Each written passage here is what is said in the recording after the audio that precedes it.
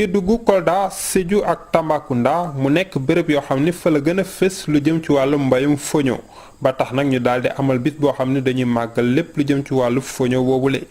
région Kedougou nag buñ ko beralee loxo tey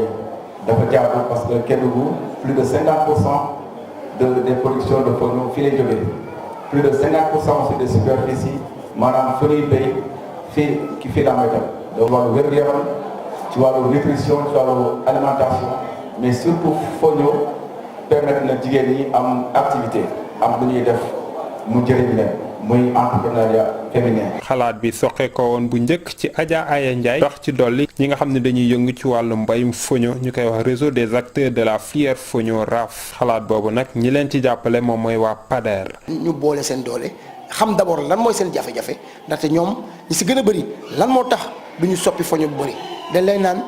liggéey bi dafa metti parce que foño boo xoolee buñ koy bàcc tànk ngay def pour def battage bi dafa ñu gën ko gën a mën a xam ndaxte amoon na lu mel noonu lu tudd quinoa lu nekk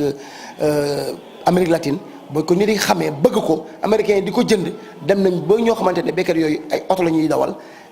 xaalisu quinoa bi dem na ba yokku lu ñuy wax produit intérieur brut dëkk bi koom-koomu dëkk bi. askan wi yeewoo ci Salémata yu demee ni Bassari Bidik yeeg Koñaagis yi ñi yeewoo booru Sareya Bandafassi Jalunke yi Pël yi ak Baynunke yi ñëpp daal di uyu si bis bi nga xam ne dañu doon màggal lu jëm ci wàllum foño ñu ne nag bëgg nañu xar seen tànk tubéy ba lépp lu ñuy bay ci wàllu foño ci Sénégal ñu daal di koy yokk waaye nag li ko jiitu mooy ñi nga xam ne ñoo toogee te fare lépp lu jëm ci wàllu mbay ñu kàttanal leen ngir nag ñu am ay jumtukaay yoo xam ni dana gën a yembal seen wàllu liggéey ci mbayum foño